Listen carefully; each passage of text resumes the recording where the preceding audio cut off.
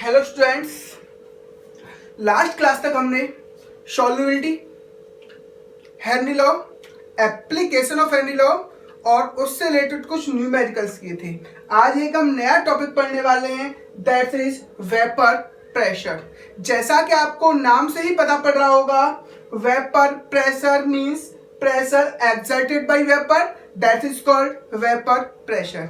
आज हम definition of vapour pressure, factor affecting of vapour pressure, और अगर हम टू सॉल्वेंट लें और उन्हें मिक्स करके एक सॉल्यूशन बनाएं तो हम देखेंगे वेपर प्रेशर में जो सॉल्यूशन की जो वेपर प्रेशर में डिक्रीजमेंट आएगा, तो वो डिक्रीजमेंट किस तरह से आएगा और इस वेपर प्रेशर में डिक्रीजमेंट की वजह से बॉइलिंग पॉइंट किस तरह से अफेक्ट होगा और वो फ्रीजिंग पॉइंट पर किस तरह से डिपेंड करेगा। यहाँ हम ये सारी चीज पढ़ने वाले हैं और इस ये वेपर प्रेशर टर्म ये समझना इस चैप्टर का सबसे एक इम्पोर्टेंट टर्म है।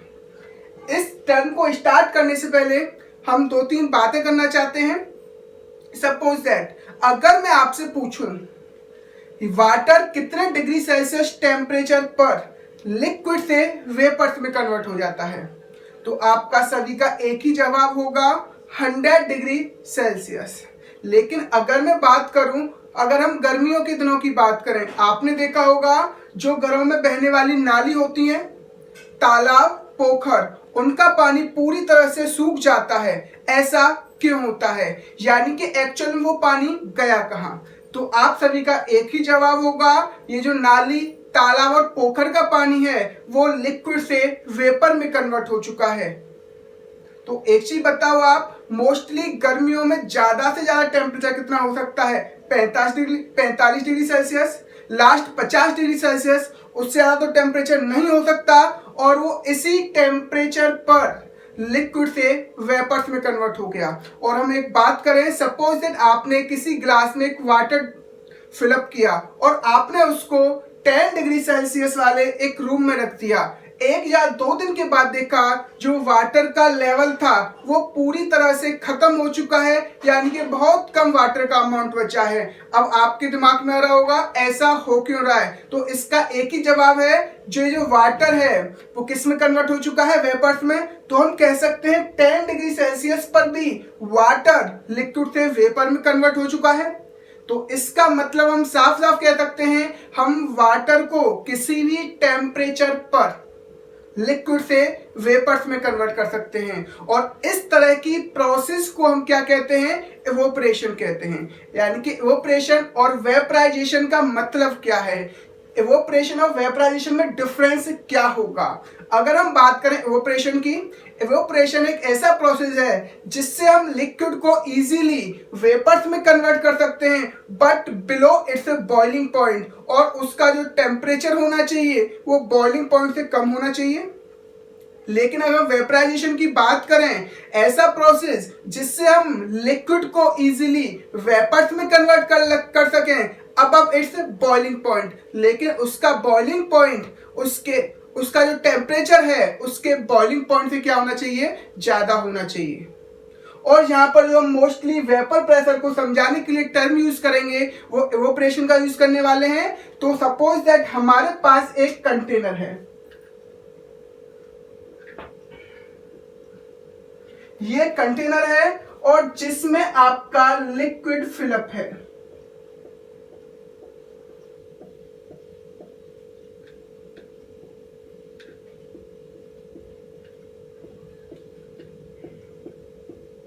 ये सब लिक्विड के मॉलिक्यूल्स हैं।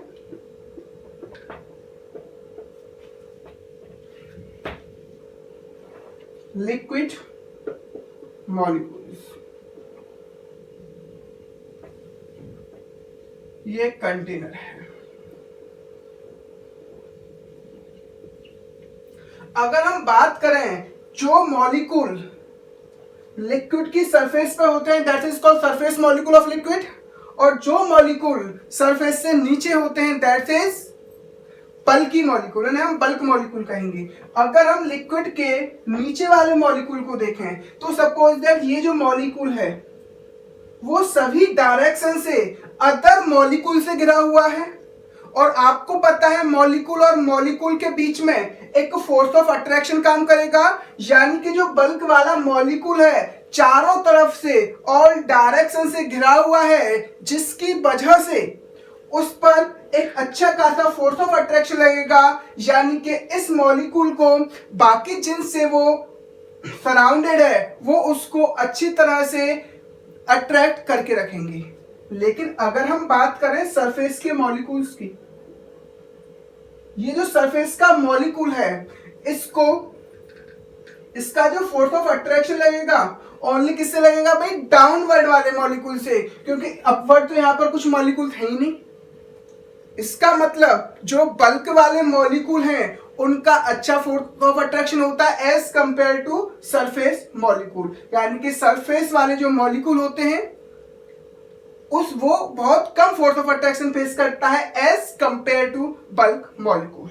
सपोज दैट इस कंटेनर को अगर हम हीट अप करें, अगर इसको हम हीट अप करना स्टार्ट करें, अगर हम इस वाटर का इवोपरेशन करें तो क्या होगा। आपको पता है आपके पास बल्क के मॉलिक्यूल है और सरफेस के मॉलिक्यूल है, तो आपको एक चीज बतानी है कौन से मॉलिक्यूल, बल्क का मॉलिक्यूल या फिर सरफेस का मॉलिक्यूल सबसे पहले वेपर्स में कन्वर्ट होगा, यानी कि ये वाला मॉलिक्यूल या बल्क वाला मॉलिक्यूल वेपर में कन्वर्ट होगा। आपको पता है सरफेस मॉलिक्यूल पर अट्रैक्शन कम लगता है, बल्क मॉलिक्यूल पर अट्रैक्शन अच्छा खासा लगेगा, जिसकी वजह से सरफेस मॉलिक्यूल इजीली अपनी सरफेस को छोड़ देगा और उसकी काइनेटिक एनर्जी बल्क वाले मॉलिक्यूल से ज्यादा होगी और सरफेस के मॉलिक्यूल इजीली वेपर्स में कन्वर्ट हो जाएंगे। तो यानी कि एक चीज याद रखो, जो सरफेस वाले मॉलिक्यूल होते हैं वही वेपर्स में कन्वर्ट होते हैं। जैसे ही ये सरफेस वाले मॉलिक्यूल वेपर्स में कन्वर्ट हुए तो अब दोबारा से इस लेयर के हटने के बाद बल्की मॉलिक्यूल फिर से अब सरफेस मॉलिक्यूल का रोल प्ले करेंगे। अब फिर दोबारा से अगर सपोज दैट ये वाले मॉलिक्यूल भी वेपराइज हो गए, उससे नीचे वाले ये बल्की मॉलिक्यूल होंगे, उस तरह से वो सरफेस मॉलिक्यूल का रोल प्ले करते रहेंगे और इजीली इसी तरह से मॉलिक्यूल्स लिक्विड से वेपर्स में कन्वर्ट होते रहेंगे। यहां तक बात आपको समझ में आ चुकी होगी। और ये जो वाटर का लेवल है धीरे धीरे घटता जाएगा और ये जो एम्प्टी स्पेस है इसमें वाटर्स की वेपर्स यहां पर आके अपना प्लेस, यानी कि वाटर की जो वेपर होंगी इस एम्प्टी स्पेस में आ जाएंगी। एक टाइम ऐसा आएगा जिस रेट से लिक्विड से वेपर बनेगा उसी रेट से वेपर से क्या बन रहा होगा, लिक्विड। कुछ टाइम के बाद एक ऐसी कंडीशन आने वाली है जिस रेट से लिक्विड से वेपर्स बनेंगी उसी रेट से वेपर से क्या बनेगा, आपका लिक्विड बनेगा। That state is called, that condition is called equilibrium condition. तो हम कह सकते हैं इक्विलिब्रियम कंडीशन है क्या, देखो एट इक्विलिब्रियम, यानी कि इक्विलिब्रियम क्या है, जिस रेट से लिक्विड से गैस बन रहा है, यानी कि लिक्विड पार्टिकल यानी कि वाटर पार्टिकल वेपर में कन्वर्ट हो रहे हैं, उसी रेट से वेपर पार्टिकल किस में कन्वर्ट होंगे, वाटर में। तो हम कह सकते हैं rate of evaporation. Rate of evaporation का मतलब क्या है, liquid molecule convert into vapours. Rate of evaporation is equal to rate of condensation। उसी रेट से वेपर के मॉलिक्यूल दोबारा वेपर के मॉलिक्यूल किस में कन्वर्ट हो जाएंगे, लिक्विड में कन्वर्ट हो जाएंगे। अब हम डिफाइन करते हैं एक्चुअल में वेपर प्रेशर है क्या। At equilibrium condition, equilibrium condition पर वेपर जितना प्रेशर लिक्विड की सरफेस पर अप्लाई करेंगी that is called vapour pressure. एक बार दोबारा समझ लो, at equilibrium condition vapour at equilibrium condition pressure exerted by vapours on liquid surface that is called vapour pressure. लेकिन कंडीशन क्या होनी चाहिए, एट इक्विलिब्रियम। तो आप कह सकते हो at equilibrium pressure exerted by vapors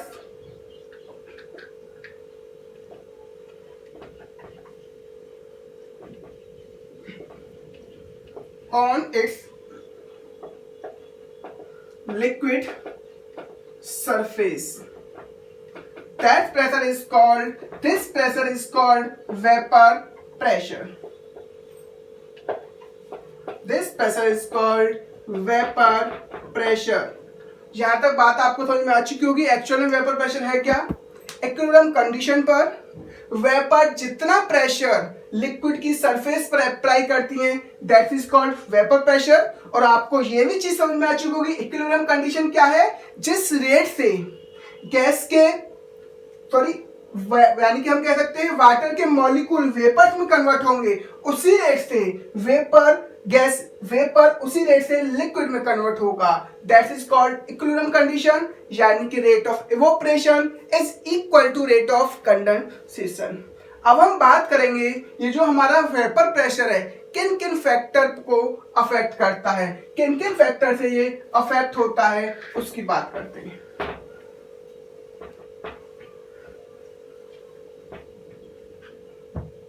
अब हम लिखेंगे factors on which affect vapour pressure of liquid. किसी लिक्विड का जो वेपर प्रेशर होता है किन किन फैक्टर से अफेक्ट होता है उसकी बात करेंगे। तो हम बात करें, first is nature of liquid. First हम बात करने वाले हैं लिक्विड के नेचर की। देखो मोस्टली हमने लिक्विड के नेचर को यहाँ 2 पार्ट में डिवाइड किया है। First part is volatile liquid and second part is non volatile liquid. Volatile liquid का मतलब है ऐसे पार्टिकल्स यानी कि ऐसे लिक्विड जिनकी हम इजीली वेपर्स बना सके, यानी कि लिक्विड्स को हमने यहाँ पर 2 कैटेगरीज में डिवाइड किया है। एक हम बात करेंगे नॉन वॉलेटाइल और एक हम बात करेंगे वॉलेटाइल। नॉन वॉलेटाइल का मतलब क्या है? Does not form vapour, does not form vapours, यानी कि ऐसा सब्सटेंस जिसकी वेपर्स ना बन सके तो उसको क्या कहेंगे हम? Non volatile solute. और ऐसा लिक्विड जिसकी वेपर्स ही नहीं बनेंगी तो उसका कुछ वेपर प्रेशर भी नहीं आएगा।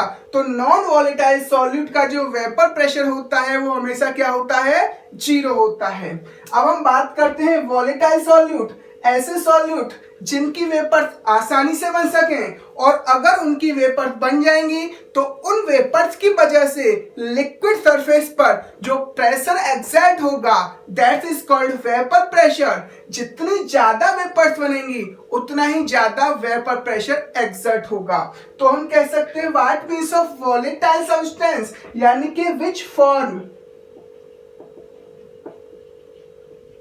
वेपर्स इजीली,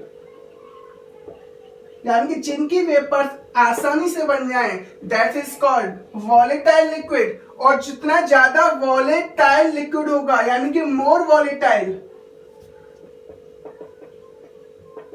जितना ज्यादा वॉलेटाइल लिक्विड होगा उतनी ही ज्यादा वेपर्स बनेंगी, नहीं बनेंगी? फॉर्म मोर वेपर्स, उतनी ही ज्यादा वेपर्स फॉर्म होंगी और जितनी ज्यादा वेपर फॉर्म होंगी वेपर प्रेशर ऑफ लिक्विड उतना ही ज्यादा होगा। जितनी ज्यादा वेपर बनेंगी उतनी ही वेपर उतना ही ज्यादा प्रेशर एक्सर्ट करेंगी या नहीं करेंगी? तो उतना ही ज्यादा क्या होने वाला है? Vapour pressure. अगर हम बात करें लेस वॉलेटाइल लिक्विड की, लेस वॉलेटाइल लिक्विड का मतलब क्या है? Less vapour form, less amount में वेपर फॉर्म करेगा और जब लेस अमाउंट में वेपर फॉर्म करेगा तो वेपर प्रेशर ऑफ जो लिक्विड होगा वो भी क्या होगा? कम होगा। बात यहां तक समझ में आ रही है या नहीं आ रही है आपको? तो हम कह सकते हैं वॉलेटाइल यानी कि जो हमारा वेपर प्रेशर ऑफ लिक्विड है वो लिक्विड के नेचर पर डिपेंड करता है। सेकेंड फैक्टर की अगर हम बात करें दैट इज टेम्परेचर।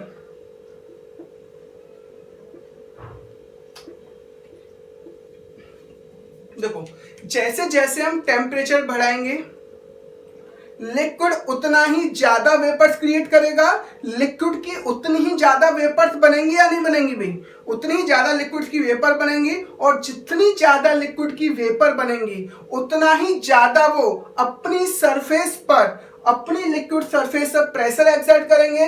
तो हम कह सकते हैं vapour pressure is directly proportional to temperature. जितना ज्यादा प्रेशर एक्सर्ट करेंगे, प्रेशर जितना ज्यादा होगा, वेपर्स फॉर्मेशन उतना ही ज्यादा होगा, उतनी ही ज्यादा वेपर फॉर्म होंगी, और जितनी ज्यादा वेपर फॉर्म होंगी उतना ही वो वेपर प्रेशर एक्सर्ट करेंगी। तो कह सकते हैं वेपर प्रेशर ऑफ लिक्विड उतना ही क्या होगा, ज्यादा होगा। तो हम यहां कह सकते हैं vapour pressure of liquid which is directly proportional to temperature. यहां तक आपको दोनों फैक्टर समझ में आ चुके होंगे। अब हम आगे बात करते हैं।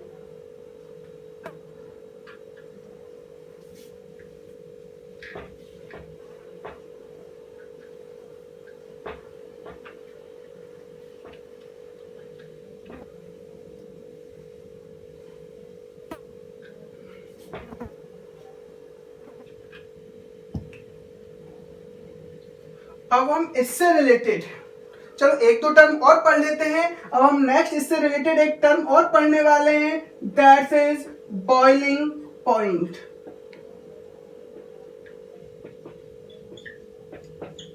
देखो भाई, बॉइलिंग पॉइंट अगर मैं कहूं what means of boiling point, आप सबका एक ही आंसर होगा।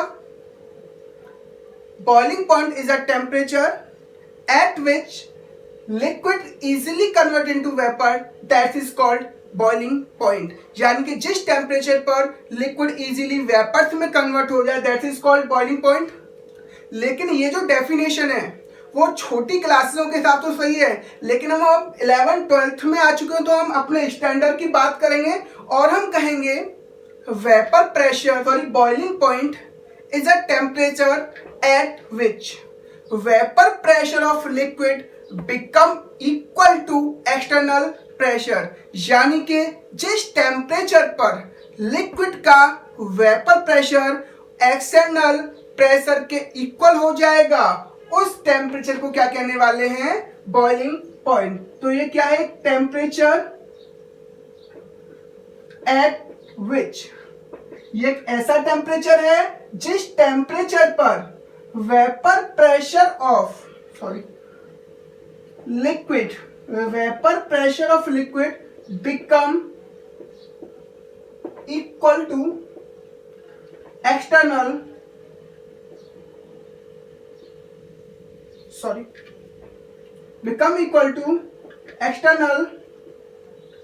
pressure at constant, ये ध्यान दो बस, यानी कि जिस टेम्परेचर पर लिक्विड का वेपर प्रेशर एक्सटर्नल प्रेशर के इक्वल हो जाएगा, that is called its boiling point. Suppose that हम एक एग्जाम्पल की बात करें, ये हमारे पास कोई कंटेनर है और यहां पर लिक्विड फिलअप है।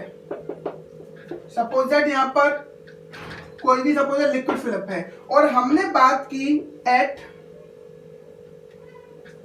और यहां पर जो एक्सटर्नल प्रेशर लगा हुआ है वो लगा हुआ है 5 atm।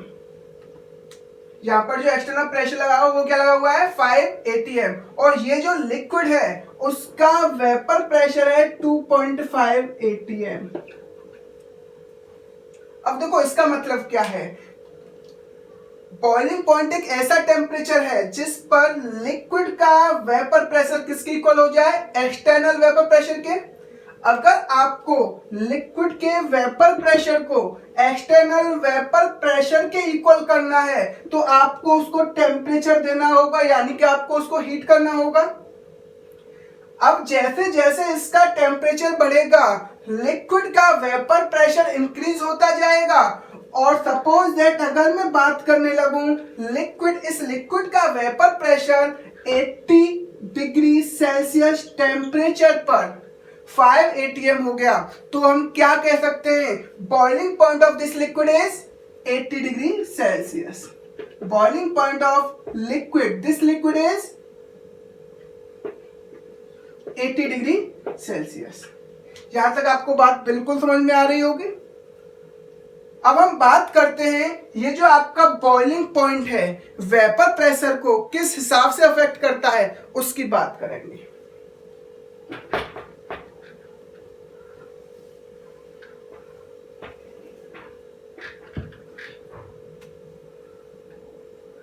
देखो अगर हम बात करें देखो बॉइलिंग पॉइंट ऑफ लिक्विड, किसी भी लिक्विड का बॉइलिंग पॉइंट जितना ज्यादा होगा, ये बहुत इंपॉर्टेंट नोट है, इसको लिख लेना भाई, इंपॉर्टेंट पॉइंट है, इसको नोट करके लिखना है आपको। किसी लिक्विड का बॉइलिंग पॉइंट जितना ज्यादा होगा उसका वेपर प्रेशर ऑफ लिक्विड उतना ही क्या होगा, कम होगा। तो हम कह सकते हैं बॉइलिंग पॉइंट ऑफ लिक्विड, यानी जिस लिक्विड का बॉइलिंग पॉइंट ज्यादा होने वाला है उस लिक्विड का वेपर प्रेशर क्या होगा, कम होगा।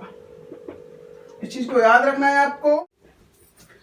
यहां तक हमने देखा boiling point of liquid is inversely proportional to vapour pressure of liquid, यानी कि लिक्विड का बॉइलिंग पॉइंट जितना ज्यादा होगा उस लिक्विड का वेपर प्रेशर उतना ही क्या होने वाला है, कम होने वाला है।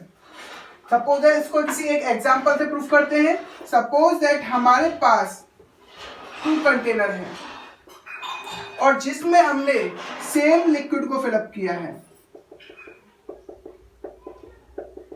जिनमें हमने सेम लिक्विड को फिलअप किया है और यहाँ पर फ्रिक्शनलेस पिस्टन को सेटअप किया है, और यहाँ पर भी हमने फ्रिक्शनलेस पिस्टन को सेटअप किया है। सपोज दैट इस सॉल्यूशन का हमने वेपर प्रेशर मान लिया, vapour pressure of this solution, vapour pressure of this liquid is 1 atm और vapour pressure of this liquid हमने मान लिया 1 या फिर 2 atm, और इन दोनों पर हमने सेम प्रेशर एक्सर्ट कराया। यहाँ पर भी 3 atm प्रेशर एक्सर्ट किया और यहाँ पर जो एक्सटर्नल प्रेशर है वो भी कितना है, 3 atm। अब आपको बताना है इन दोनों लिक्विड में से, इन दोनों लिक्विड में किसका बॉइलिंग पॉइंट ज्यादा होने वाला है, यानी कि इसका जो वेपर प्रेशर है वो 1 atm से आपको कहां तक पहुंचाना है, 3 atm तक, और इस सॉल्यूशन का जो वेपर प्रेशर है वो आपको 2 atm से कहां तक पहुंचाना है, 3 atm तक। यानी कि प्रेशर 2 atm से 3 atm तक पहुंचाने के लिए आपको इसका वेपर प्रेशर 2 atm तक इंक्रीज करना पड़ेगा, और यहाँ पर 2 atm वेपर प्रेशर से आपको अगर 3 atm तक पहुंचाना है तो आपको 1 atm वेपर प्रेशर इंक्रीज करना पड़ेगा। और वेपर प्रेशर कब ज्यादा एक्सर्ट होगा, वेपर प्रेशर कब ज्यादा इंक्रीज होगा, जितना ज्यादा आप उसको बॉईल करोगे, जितना ज्यादा आप उसे टेम्परेचर दोगे, उतनी ही ज्यादा वेपर्स बनेंगी, और जितनी ज्यादा वेपर्स बनेंगी उतना ही ज्यादा उतना ही ज्यादा वेपर प्रेशर होगा। तो आपको यहाँ पर 2 atm वेपर प्रेशर इंक्रीज करना है, यहाँ पर आपको 1 atm वेपर प्रेशर इंक्रीज करना है, तो आपको वेपर्स किस में ज्यादा बनानी पड़ेंगी, ए वाले सॉल्यूशन में, इस वाले फर्स्ट वाले सॉल्यूशन में। और इस वाले सॉल्यूशन में अगर आपको वेपर्स ज्यादा बनानी पड़ेंगी तो आपको इसको टेम्परेचर भी ज्यादा देना पड़ेगा, इसको बॉईल भी ज्यादा करना पड़ेगा। इसका मतलब आपको इस वाले सॉल्यूशन को बॉइलिंग पॉइंट ज्यादा देना पड़ेगा। इससे प्रूफ हो गया जिस लिक्विड का वेपर प्रेशर कम होता है उसका बॉइलिंग पॉइंट उतना ही क्या होता है, ज्यादा होता है। अब हम वेपर प्रेशर से रिलेटेड एक नए लॉ की बात करने वाले हैं, दैट इज राउल्ट्स लॉ, और ये जो है बहुत ही इंपॉर्टेंट लॉ है। तो हम नेक्स्ट जो लॉ की बात करेंगे दैट इज राउल्ट्स लॉ।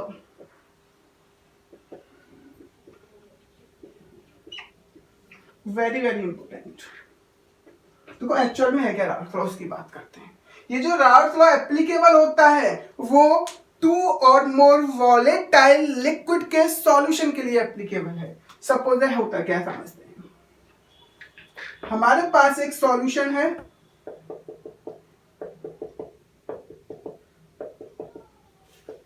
जिसमें ए और बी दो कंपोनेंट हैं और ये दोनों कंपोनेंट कौन से होने वाले हैं, आपके वॉलेटाइल लिक्विड हैं। ये क्या दोनों कंपोनेंट क्या है, आपके वॉलेटाइल लिक्विड के कंपोनेंट हैं। बी कंपोनेंट भी आपका क्या है, वॉलेटाइल लिक्विड का ही कंपोनेंट है। जैसे जैसे आप इसे इवोपरेट करोगे, जैसे जैसे आप इसे हीटअप करोगे, तो ये क्या होगा, इसकी वेपर्स बनेंगी, इसकी वेपर्स बनेंगी या नहीं बनेंगी। और जब इसकी वेपर्स बनेंगी तो एट इक्विलिब्रियम कंडीशन पर यहां पर कुछ प्रेशर एक्सर्ट होगा, यहां पर कुछ प्रेशर एक्सर्ट होगा। अगर हम बात करें कि ये जो हमारा ए कंपोनेंट है वो कितना प्रेशर एक्सर्ट कर रहा है, अगर हम बात करें ये जो हमारा बी कंपोनेंट है उसके द्वारा लिक्विड की सरफेस पर कितना प्रेशर एक्सर्ट हो रहा है, यानी कि इंडिविजुअली कंपोनेंट ये जो आपकी लिक्विड सरफेस है उस पर कितना प्रेशर एक्सर्ट करने वाली है। यानी कि हम इस राउल्फ लॉ के अकॉर्डिंग किसी भी सॉल्यूशन में कंपोनेंट का वेपर प्रेशर निकालना है। एक सॉल्यूशन जिसमें दो या दो से अधिक कंपोनेंट मिक्स हैं, उसमें आपको किसी इंडिविजुअली कंपोनेंट का अगर वेपर प्रेशर निकालना है तो किस तरह से निकालेंगे, उस लॉ को दिया था राल्फ ने। और राल्फ ने कहा था according to this vapour pressure of volatile component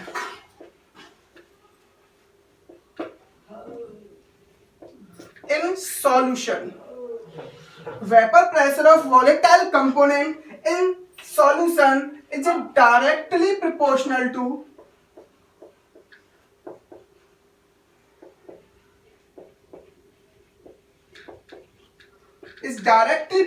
to its mole fraction, its mole fraction।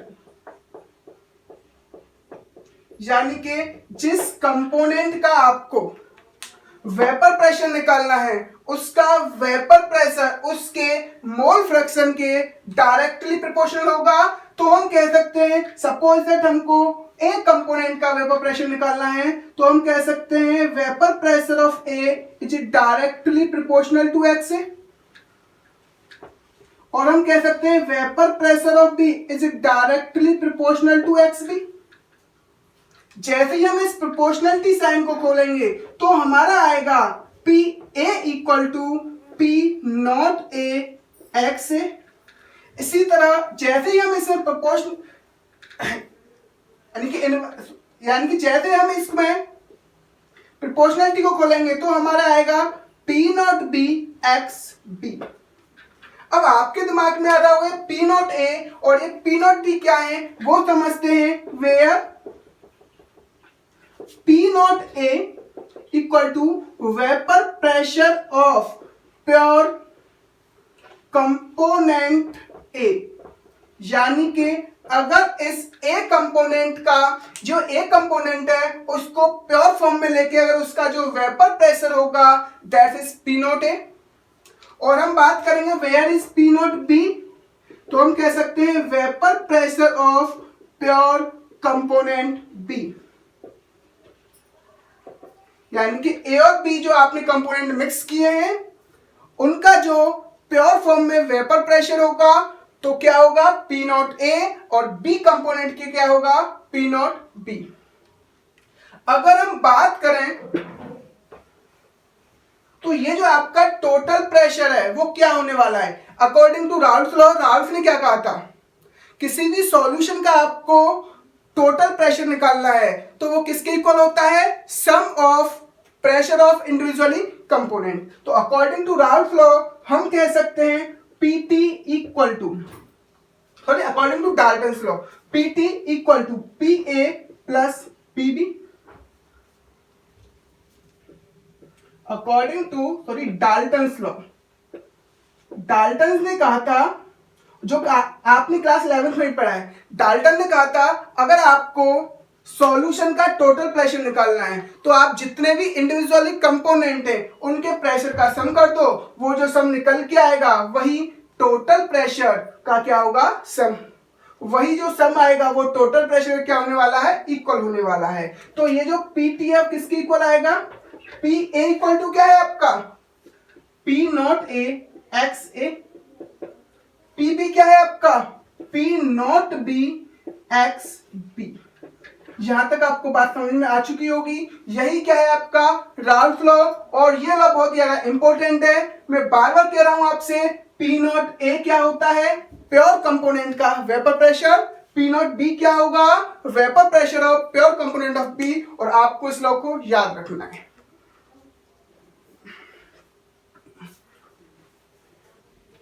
तो हम देखें कुछ ग्राफ सेक्शन से रिलेटेड।